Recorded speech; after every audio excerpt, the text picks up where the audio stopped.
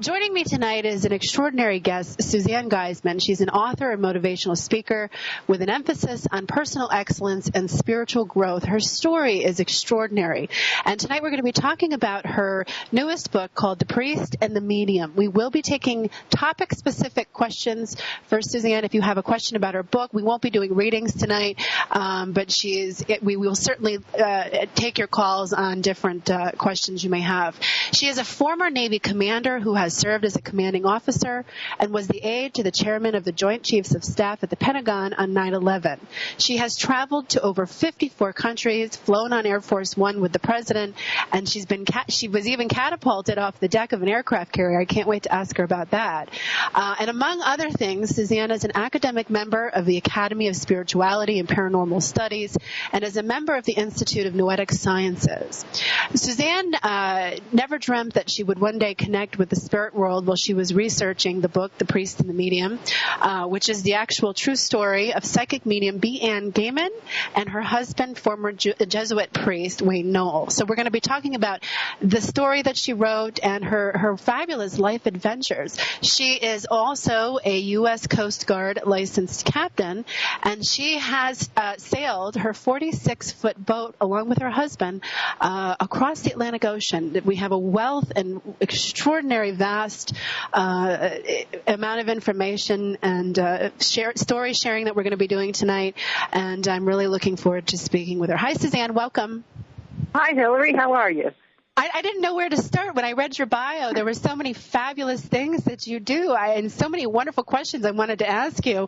Where do we start? Let's start with the beginning. How did you get into the military and go into researching the mediumship? And you have some really fabulous experiences. You've gone to England and you've studied at the Arthur Findlay College of Psychic Sciences.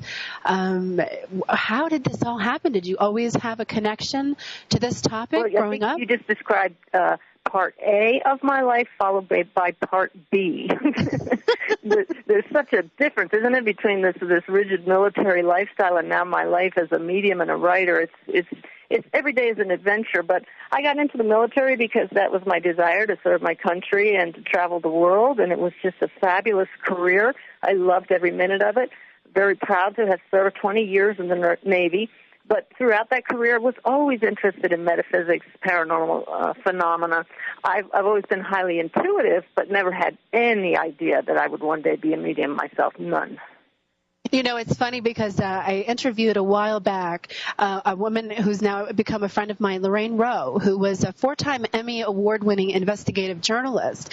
And she actually came from such a hardcore journalist mentality and turned her whole career around by retiring from that profession to become a medium. And now she writes on psychic stuff. So it's the same kind of thing here, because when you're in a military mindset, the last thing I would expect is for you to be interested in the more metaphysical, but I would love for you to elaborate on what that was like for you. Was it conflicting at times?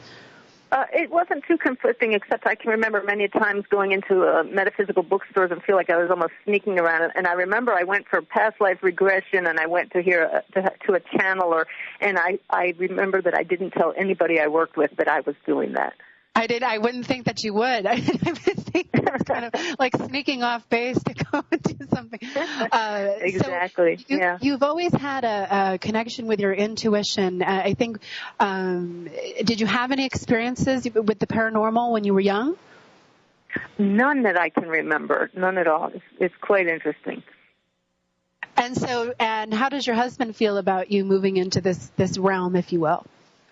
I think he is as amazed as I am. My husband's name is Ty, and he is a retired Navy destroyer captain. He is more by the book than I am, and I think he would like to be skeptical, but he knows me better than anybody, and he knows my integrity, my honesty. He knows I'm very grounded and that I cannot possibly make up these things that are coming out of my mouth. So now, when you have an experience now, how does it work for you? Is it like do you get impressions? Is it visual? Is it more feeling? How does the psychic aspects come through you?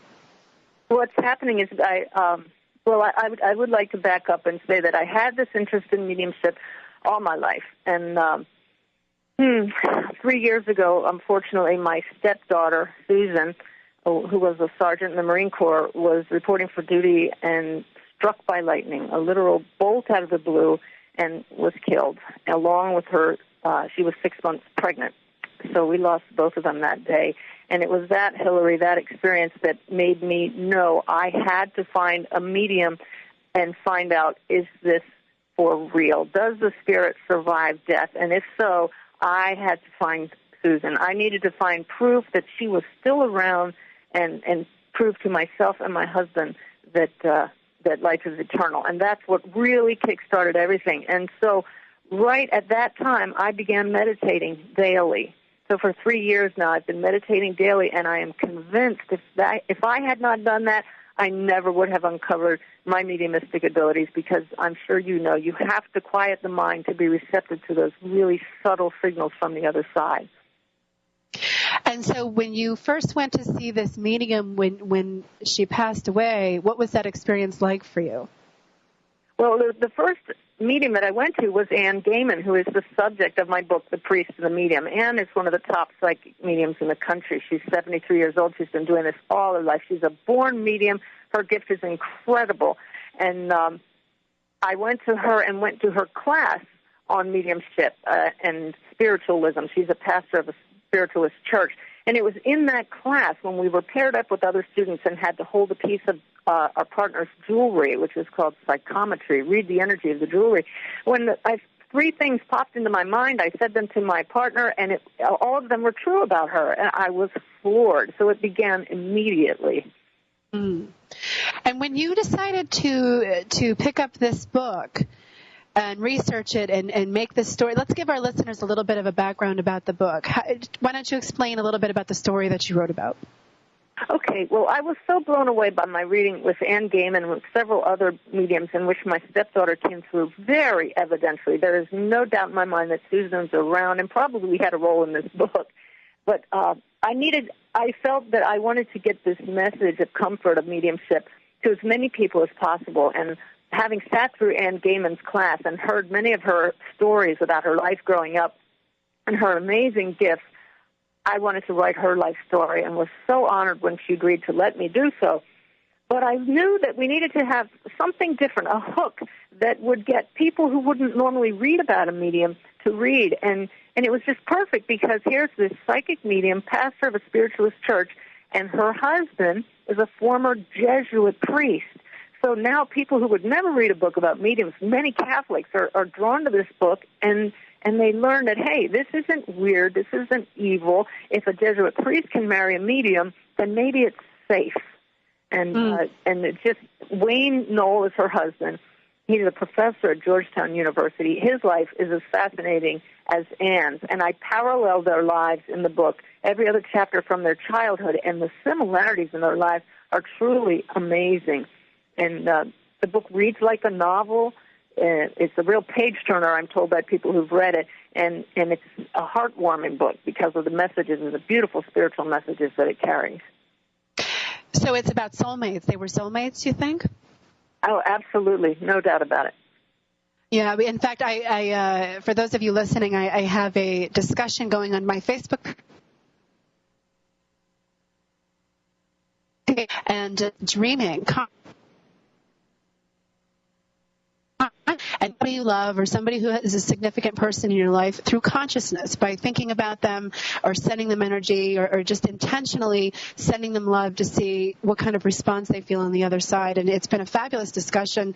And I invite everybody listening to join me on Facebook, where I talk a lot about different topics like this. But the soulmate aspect and the consciousness, I like this aspect of your book because it felt to me like you had two separate individual conscious people going through their life, and as their story intertwined, even unknowingly, they were drawn together, and they really have had an extraordinary experience, and you did a wonderful job of capturing that essence in that story. So how did you change as a person while you were writing and researching this book? Well, it was just incredible how my own spiritual path unfolded, because I would ask for guidance every day in my meditation, and I would be led from one book to the next in the most perfect fashion. And the book has a beautiful message about oneness, and I've grown to just have this much more of a love for all of mankind, just like Wayne Knoll talks about throughout the book.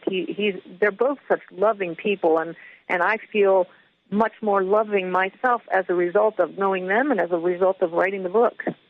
Mm.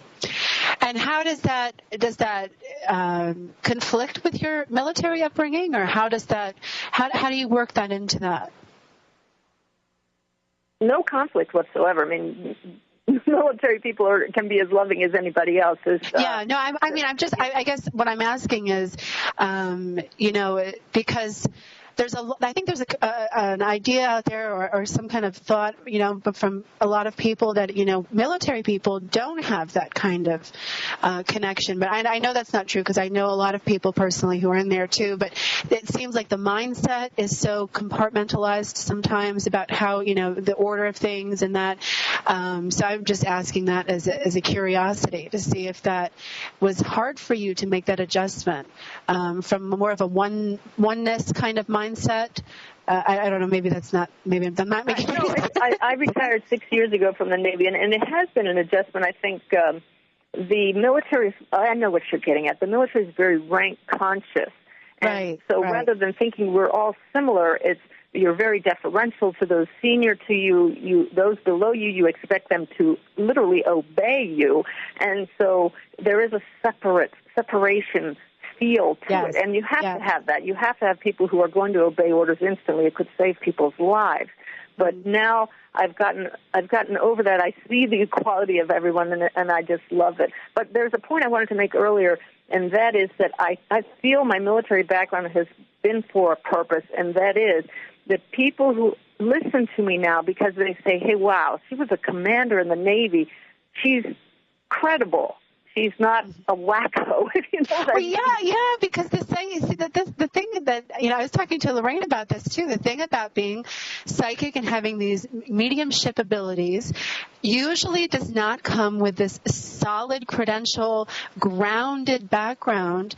I'm going to get all kinds of emails now from people saying that that's not true. And I'm not trying to say that anybody is any less, whatever. But what I do find interesting is just that. It's a very separate compartmentalized kind of mindset to going to one and we're all equal.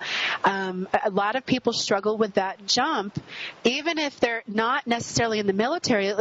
Ordinary citizens, everyday people can have that kind of, difficulty in jumping from that separate, I'm this, I'm that, I'm this class, I'm this whatever, to we are all one and we're all equal and we're all capable of having the same beautiful, peaceful lives. So, thanks for clarifying my own question.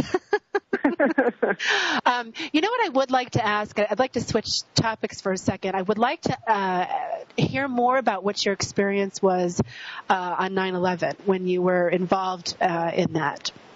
Wow. Do you care to talk about that? Sure. As you mentioned, I was the aide to the chairman of the Joint Chiefs of Staff. This is the senior officer in the United States, the highest-ranking guy. And we were on our way to England for my general to be knighted by the Queen. And we got the news while we were already over the Atlantic, and the general told me to have the pilot turn the plane around. So I went up to the cockpit and told him to take us home. And he told us, he said, Commander, we're going to fly right over Manhattan. Now, we were a couple hours out over the Atlantic, so every other plane in U.S. airspace had been grounded by that time.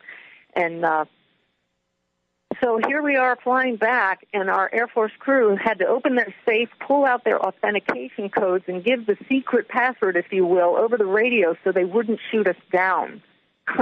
It was a little sobering, and we did fly right over Manhattan, and I have a picture in my book called Living a Dream. My book, Living a Dream, tells about this day, and not that was living a dream. It's what followed that terrible incident that was my dream. But the picture in the book is one of a kind because it's a picture of the trade towers burning, taken from the sky, and nobody else was in the sky at that point, not even news helicopters.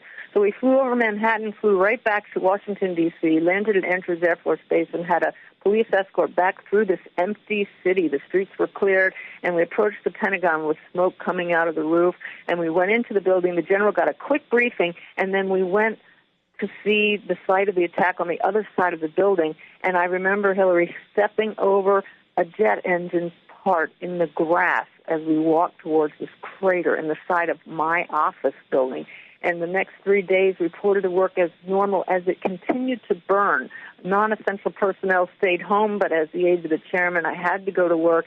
It was extremely sobering, let me tell you. Mm. You were a first-person account for some of these things, basically. How did that change you personally? Oh, it had a tremendous effect on me. And as you mentioned, I'm a sailor, and my husband and I had this dream for years to sell our house, sell our cars, and sail off into the sunset. And that week after 9/11, I looked at my husband and I said, Ty, life is too short not to live our dreams while we can. And I decided then and there to retire at exactly 20 years in the Navy, and that's what I did. And the very next day, we set off sailing on our sailboat, and that's why I wrote the book, Living a Dream. That was my dream, and I got to live that dream.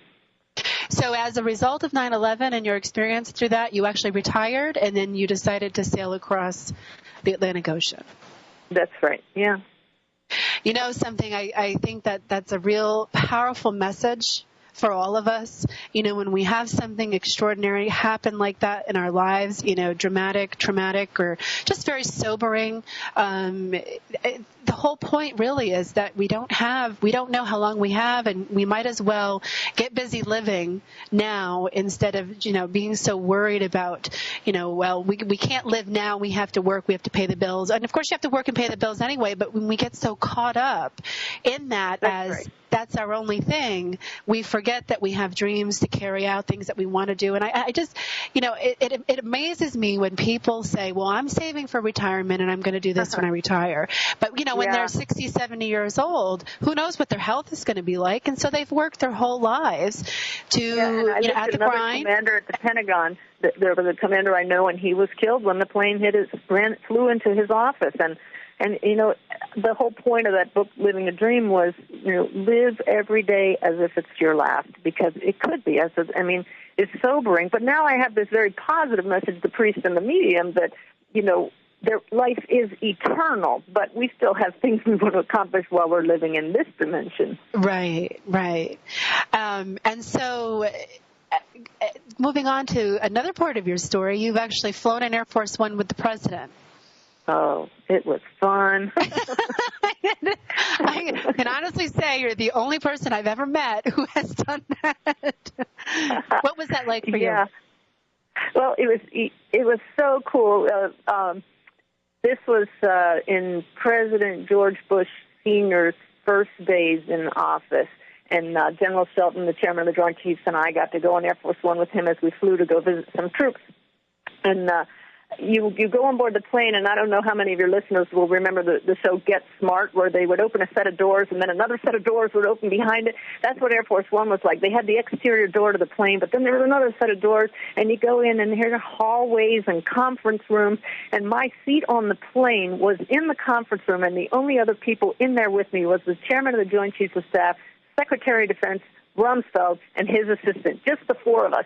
And instead of the stewardess making you buckle up, nobody said a word. They served us coffee. The plane took off, and the coffee's like sliding down the table towards me, and we're just chatting. And here comes President Bush into the conference room, walking at an angle as the plane took off, and laughing about it, and wearing a windbreaker that said Commander-in-Chief, and shaking our hands and just chatting. It was fun.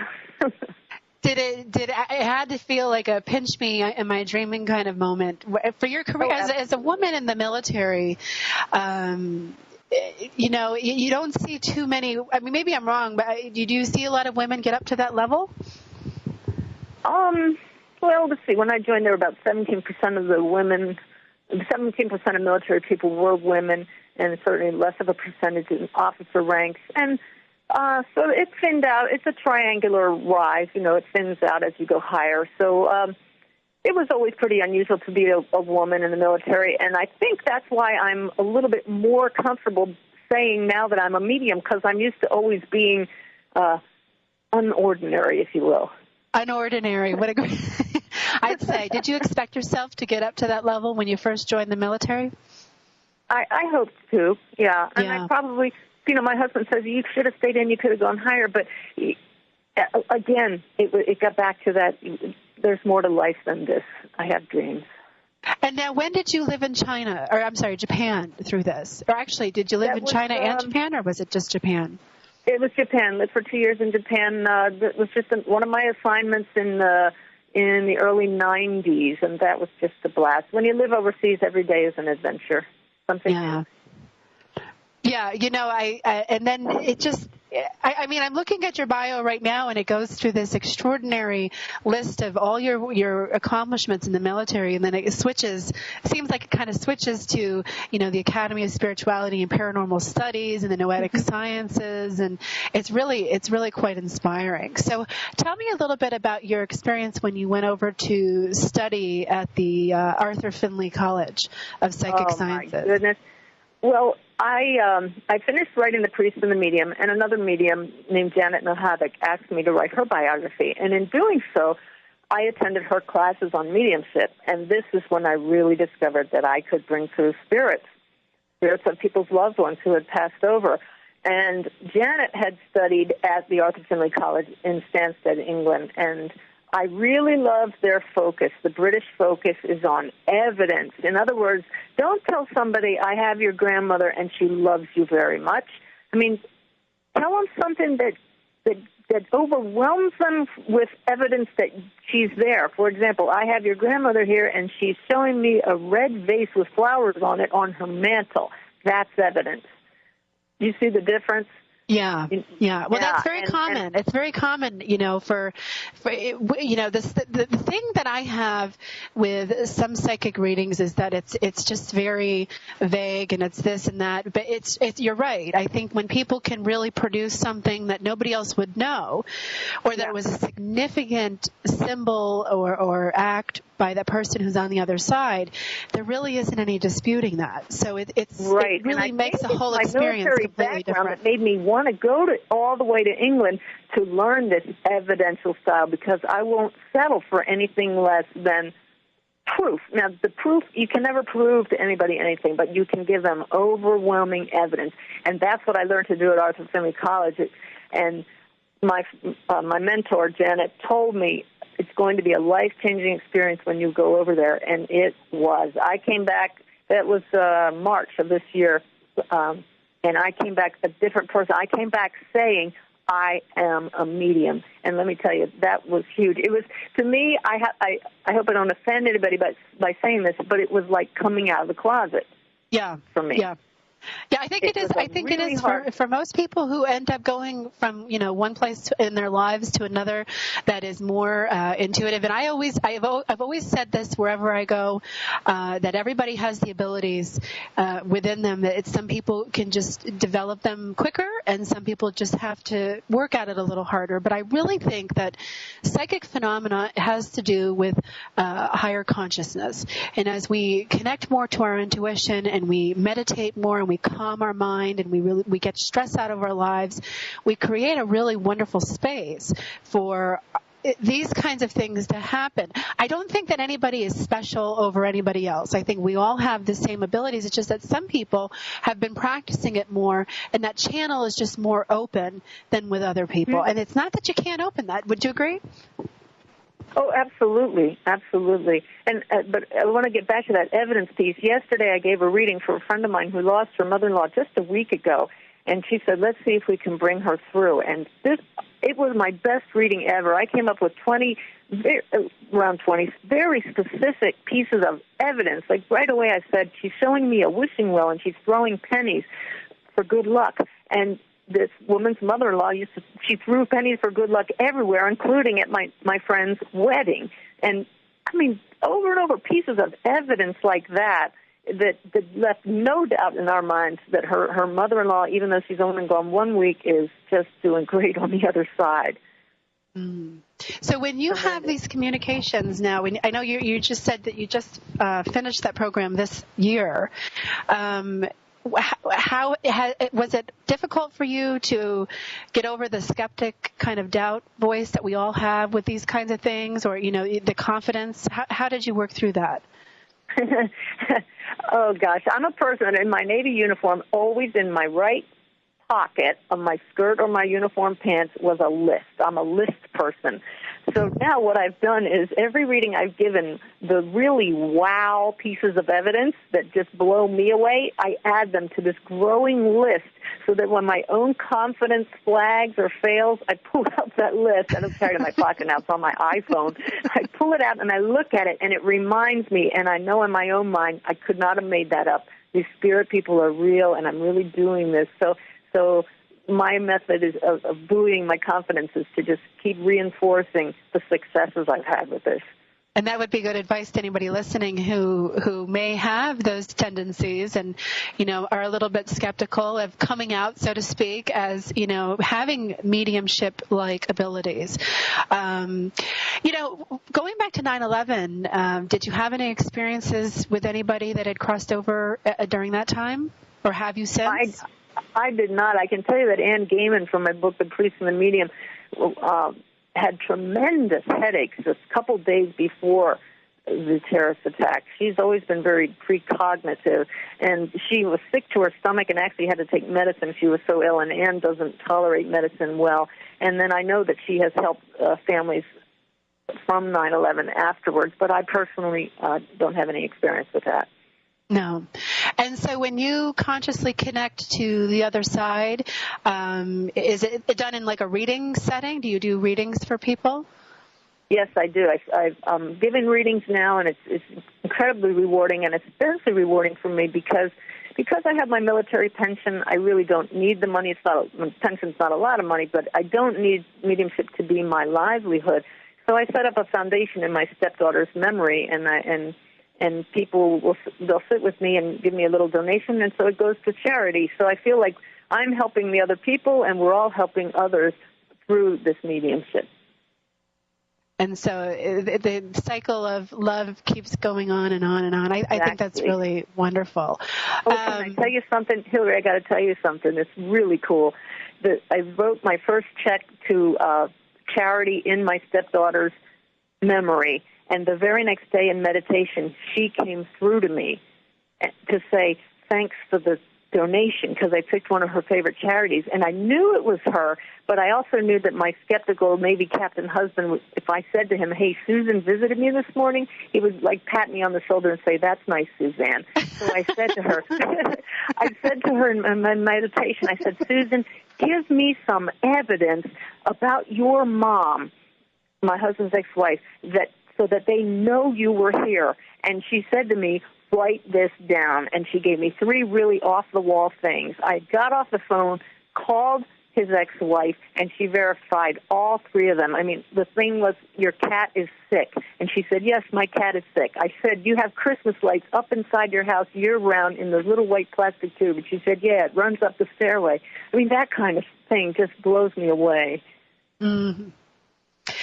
Well, you really can't argue that. I mean, you really just can't argue that. So maybe, is it really about asking for evidence from them? Is it about asking for them to give you? Because now that's not always common. Sometimes they don't do that. So I'm wondering if you have to ask. Yeah, this is what I learned in England. This is the way they work. It's all about having a system. I sit down in meditation, and I talk to the spirit people, and I have a list. And I say, this is what I want you to give me when I'm giving a reading. And I go down the list. Give me a memory from your past. Show me things in your house. Show me a photo that was important to me. Give me your address. And it's like they know what I expect, so that when I sit and ask the spirit people to come to me, I don't have to think. I am just receptive, and they give me exactly what they know I want. I mean, how cool is that? That is pretty cool. I have to say that. So we make a list. So we tell them what we want, and we be clear, and then we hold that intention when we have that space open. Exactly. And it's really neat what they tell me in England is that the spirit world is thrilled when they find a medium, somebody they can work through to link up with people here. And if they know exactly what we want from them, they're going to give it to us because that makes their job easier. Isn't that a neat way to think about it? It really is. It really is. In fact, Linda Dewey, I don't know if you're familiar with her. She wrote a book called The Ghost Who Would Not Die, and she was on a few months ago. And her and I had a conversation after the show, and she was talking about how she needed to do just that. She needed to be very clear about what she wanted from them. She opened up the space. Now, what do you do when have you ever come across a spirit that is less than positive or has any kind of, harsher, more negative energy? I haven't had anything negative like that, but I did have somebody's grandfather who had been abusive, and I felt remorse, and I felt it was heavy, and I started crying because the emotion was so heavy. And when I gave an apology from him to his granddaughter, you could feel the relief, and you could feel the pressure just backing off, like, okay, I got to say what I needed to say. It was tremendous. Yeah. Linda had mentioned that when she feels the same thing when those things come in that are more heavy, and she prefers not to work with that.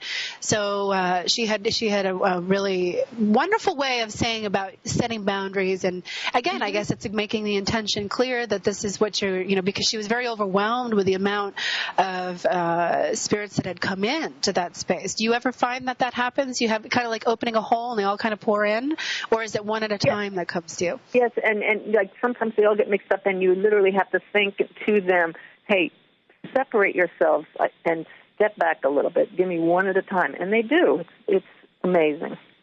And so when they come through, do you feel, is it a sense of them being stuck someplace, or are they already where they're supposed to be going and they see an opening and they come in to deal with some unresolved issue here?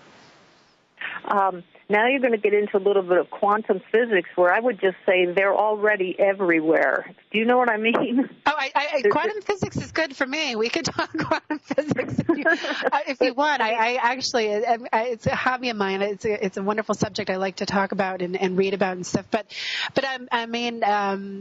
some people think that these people are stuck in some place, like a purgatory kind of place. No, I don't think they're stuck anywhere. I think they're enjoying life in the non-physical realm, the non-local realm, where there's no space. They can be everywhere at once and do it all with their thoughts. Okay, yeah, okay. Because I've always felt that, because sometimes kids will come in, children who've passed away, and the thought of them being stuck someplace never really sat good with me. So I always imagine that they're just like free spirits, literally, and they can come and go as they please. And do you feel that when they try to make contact with somebody who isn't so versed in how to deal with these kinds of energies, that it can be kind of scary for people if they don't really know what to do with these experiences when they happen? Yeah, I luckily haven't had any kind of scary experiences at all. What about for kids? Do you think kids are more naturally, spirits are more attracted to children per se versus adults? I absolutely think that's so, because they haven't gotten these belief systems that we gain as people talk to us and say, your imaginary friend is all in your mind. I'd be willing to bet that 99% of imaginary friends are actually spirit world entities. Mm-hmm. And it's amazing. In Anne Gaiman's story in The Priest and the Medium, her parents were so supportive of her from the very beginning, when she was giving readings to her teddy bears in the woodshed at age 5 years old, extremely supportive. Whereas the second book I wrote that's not out yet about Janet Nohavik, she was 5 years old and saw her grandfather's spirit in the garage, and her mother started calling her demon child. What a And so the two experiences, because that would really make somebody who's open psychically really shut down, don't you think, if they experience some real harshness? Yeah, Janet completely shut down till her 20s. And so, do you find that your children, do you have any more kids, or is it just you and your husband? No. And do you find that have you ever had an experience where you're giving a reading and a child spirit comes through? Let me see. No, I remember seeing a baby once, and this client who was sitting with me had lost a child, but I didn't get any more than that. But I can tell you that very first reading I had with the medium, where I was convinced my stepdaughter was still around, the medium said to me, there's a young woman here, who died in her 20s very suddenly, and I knew it was our Susan. And then she said, and I suddenly have the headache of Zeus and Athena, and Zeus is the god of lightning bolts, and Susan was hit in the head by lightning. But what I'm getting at here, what was the most evidential of all was, she said, this young girl has a little child with her, and she's bringing him forward as if he doesn't know you, and she wants to present him to you. And if you recall in the beginning of the interview, I told you that my stepdaughter She was pregnant. She was pregnant, yeah. And did you actually, have you ever had any visual experiences with seeing that child? No, I haven't, unfortunately. No. And then what about your dreams? How does being a medium, what's your dreaming life like? Oh, I'm really fortunate in that I do have a lot of lucid dreams where I'm very much aware that I am dreaming, and I can keep it going. And often Susan or my father, who passed away last year, will come through in that lucid dreaming state, and I talk to them, and it's like I don't want to wake up yet, so I don't. I keep it going, and it's fantastic. And when you have a lucid dream, what do you do with that time? Are you looking for something? Are you communicating with somebody? Or are you just exploring? Definitely exploring and just keeping it going, because it's usually so wonderful, so magical. It really is. In fact, for people listening, the lucid dreaming is just that. You're really aware and lucid that you are dreaming. You're aware of your dream landscape, and you can consciously move about in that landscape in really fabulous and wonderful ways. In fact, we're talking about lucid dreaming, like I mentioned before, on my Facebook page, and how you can use your intention to do a lot of different things when you're lucid dreaming. So, Suzanne, where do people find you, work with you, if they're interested in having a session with you? Great. Well, my full name, SuzanneGiesemann.com, is the website, but that's pretty tedious, so you can get to the same site by typing in theotherreality.com. theotherreality.com. I'm looking at your pictures on your website, and I see this wonderful picture of you in this uniform, and then this other side with these yellow butterflies. What's the story with the yellow butterflies? Was there a story connected to those? The yellow butterfly story is mind-boggling. We had been sailing around Europe when my stepdaughter was killed, so we went back to the U.S., and I grabbed a couple books on the afterlife, took them back with us to the sailboat, and we're sailing down the Adriatic Sea off of Croatia. And my husband said to me, Suzanne, have you noticed this yellow butterfly that's been following the boat for the last 2 days?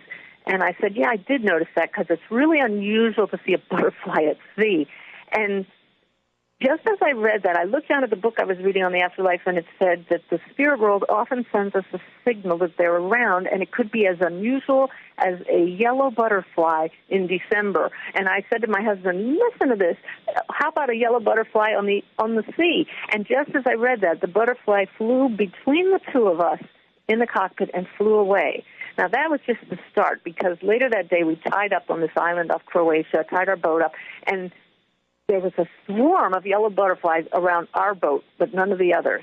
Now, the next morning, my husband and I went for a walk on this island, up this big hill, and the whole way I'm praying. I'm saying, Susan, we miss you so much. Please send me a sign that you're around. Let me see you. Now, of course, I wasn't at the point where I could see spirits, so that was hoping for too much. But I can see my stepdaughter now in the spirit world looking down at me and saying, haven't you noticed the yellow butterflies? Because on the way back down that hill, from my left side, here comes this yellow butterfly, came straight at me, flew around me in a circle, all the way around me, and bounced into my heart.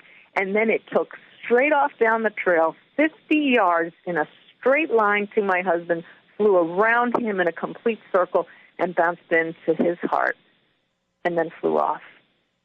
And I'm telling you again, Navy commander here, swear on the Bible, this let's go back through all of her credentials, all of her stuff. That's an extraordinary story. Yeah. That's an extraordinary story. The yellow butterflies are my logo now. It's on my business card. It's on my website, because that was my sign, and it was so overwhelming that there was no other explanation for it other than something spiritual was at work.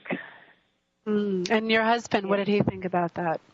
His jaw dropped, and he was very open to that. And as I said, he's been open to everything since. I'm just speechless. It's just a beautiful, beautiful affirmation of something else existing.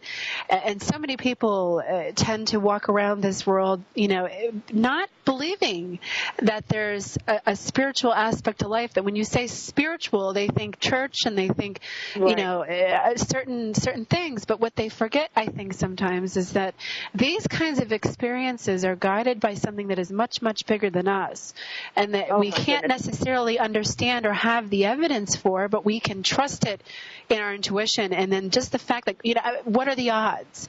What are the odds that would happen? And whenever I experience something personally that is kind of, very strange and unusual, what are the odds if I find myself saying that? I'm like, oh, wait a minute. This is something. Hillary, you talk about being guided. One thing that hasn't come up in this conversation is that I've been getting spirit-guided poetry now for the past 4 months. In my daily meditation, after I've been meditating for about 20 minutes, suddenly my finger starts twitching. I pick up a pen, and with my eyes closed, this poetry just flows through me. And I put them all on my blog that's on my website, theotherreality.com.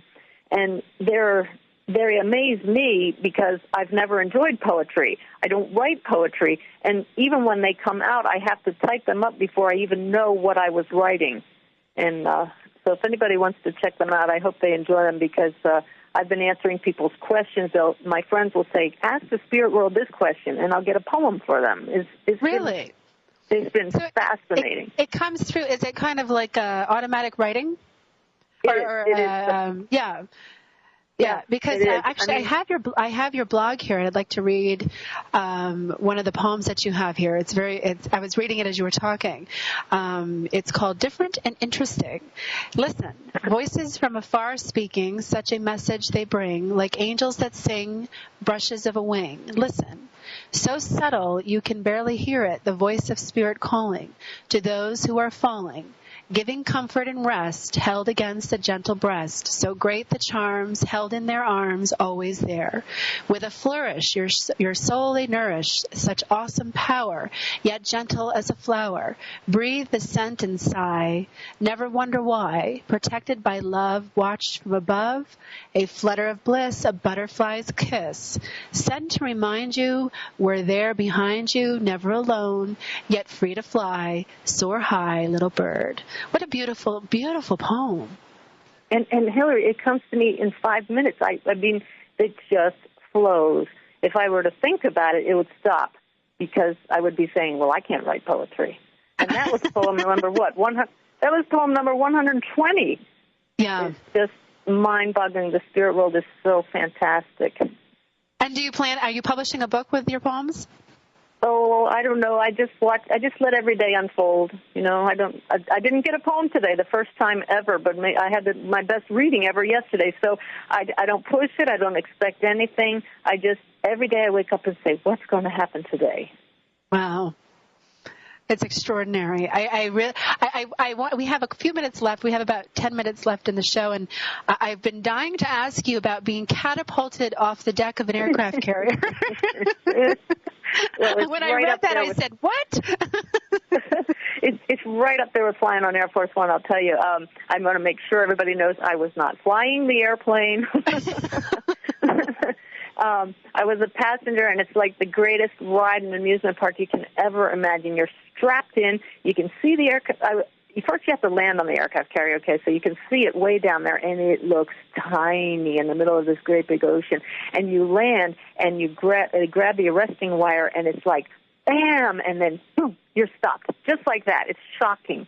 And then when you take off, you're facing backwards in this airplane because it's a little passenger plane that has to be catapulted off. You're facing backwards, and the whole plane is vibrating, and rumbling, and you're kind of scared because you're about to be shoved off the front of this ship, and all of a sudden this roar, and you're screaming down the deck at full speed, and then there's this horrible dip as you reach the edge, like it kind of falls a little bit, and then the next thing you know, you're flying, just like that. It's like you go from full speed to throttle back the engines, and everything's quiet, and you're flying. It is bizarre.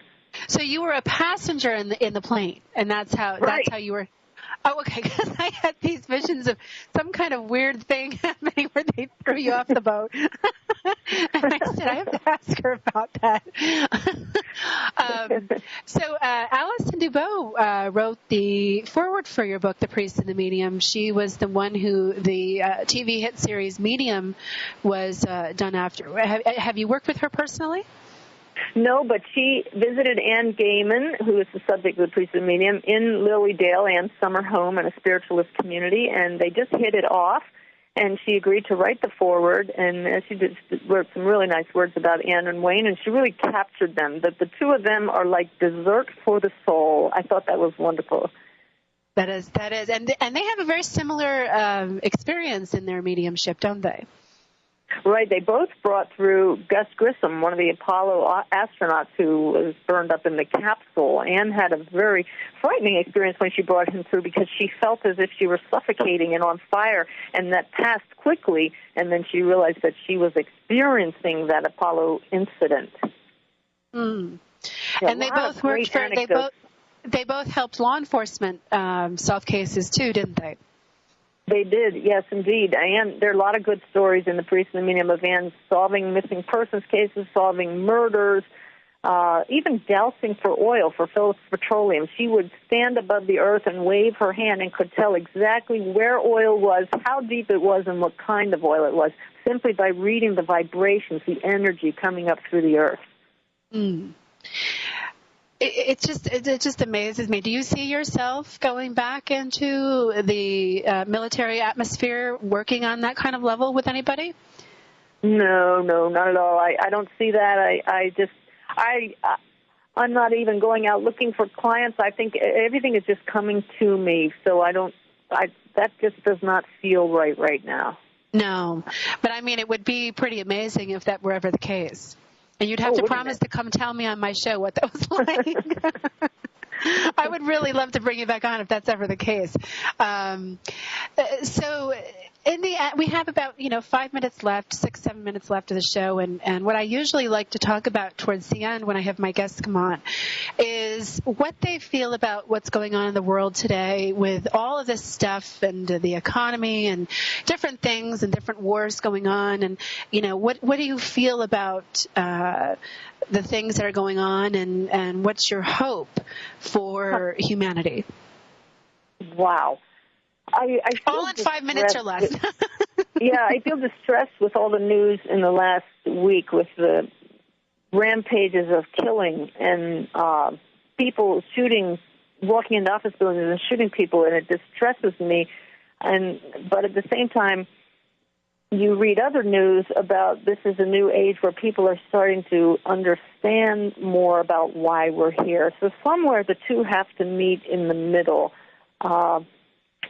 I think that 2012, the start of a new era, is not going to be catastrophe. It's going to be a new era of people understanding and having more a spiritual awakening. And so I look forward to that very much.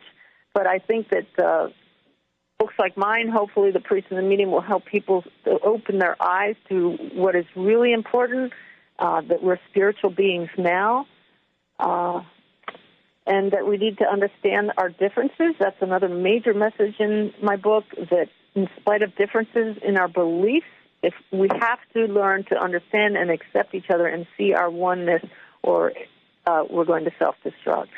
Yeah. Did you hear about 2012? Were you aware of that phenomena while you were in the military? No, never heard it. It's only since I've been reading all of the more recent metaphysical literature, and now it's coming to the forefront. And do you look at it as a way of, because I agree, I think it's an elevation of consciousness. It's a shift in consciousness. It's a lot of, the big movie came out 2012 with all of, I don't know if it's actually been released yet, but it's coming, and it's all about this destructive, the world is ending kind of catastrophe thing. Yeah.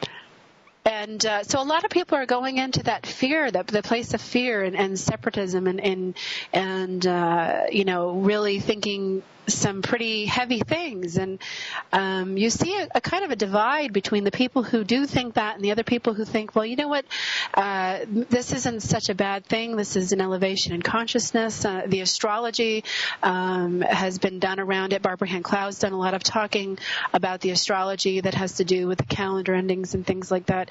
And it's really, I think we're at a really strategic place for people to evolve and become higher consciousness. I really think we already are higher consciousness. I think it's just a matter of, working our way through awakening those things within us that kind of slumber, if you will. I think as your life experience unfolds, you end up picking up little treasures here and there that add to your individual path. We're kind of like each our own flower. We bloom a different color and different shape and size, and we have different fragrances. But the point is, we all bloom eventually. We come to that point. Now, if it is the end of the world, well, we better get busy living today and find something that we want to do and really start aligning ourselves with our true calling and our dreams. And now, do you put in any? I know you probably talk about your story in other books that you wrote. But have you talked about this transition from being in the military to going to become a medium? Have you written about that actually for yourself? I've started writing it, but it's not published yet. Oh, goody! So it's coming. Yes, it is. Yes. Because that's a book I want to read, Suzanne. I think that would be a really great story. Great. So anyway, I want to thank you for taking an hour out of your time to come and talk to us. And I'm sure my listeners have enjoyed this show because, if anything, it's a very inspirational message that you carry. In your background being so solid and so grounded and so credentialed filled that I think it really gives some serious credibility to psychic, medium, intuition, that whole feminine consciousness, if you will, aspect of life.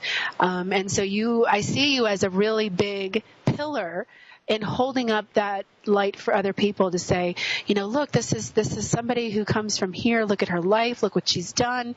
She's really walked her talk. She's been highly accomplished in so many things, and she's sailed across the Atlantic Ocean following her dreams. And now she comes out and she talks openly about being a medium. And, and maybe it will inspire someone who has had those experiences, but just hasn't talked about it or hasn't believed in it enough to really pursue it. And they feel like something's wrong with them because they have these feelings or they have these things happen, and it doesn't make much sense from the linear aspect of our minds. But maybe hearing somebody like you talk about your story will give somebody just enough a nudge to go out there and explore those kinds of things, because I think we're lacking that as a culture. We're lacking that connection to our intuition and our dreams and that side of us that already knows the answers to a lot of things. So Suzanne, thank you so much for coming. And again, for those people listening, her book is called The Priest and the Medium. It's available through Hay House, and you can also visit her website. Remind everybody again what your website is. It's theotherreality.com. And you can schedule a session with Suzanne, or you can also order her books on her website as well. So in closing, what is your message for everybody right now? I'm so glad you asked that, because it's so important. It's to realize that we're spiritual beings right now. Life is eternal. If you've lost anybody that you love, know that they are around you. All you have to do is think about them. If you sense them near you, honor that feeling. Talk to them, because they absolutely hear you, and they're going to be there to greet you when you cross to the other side.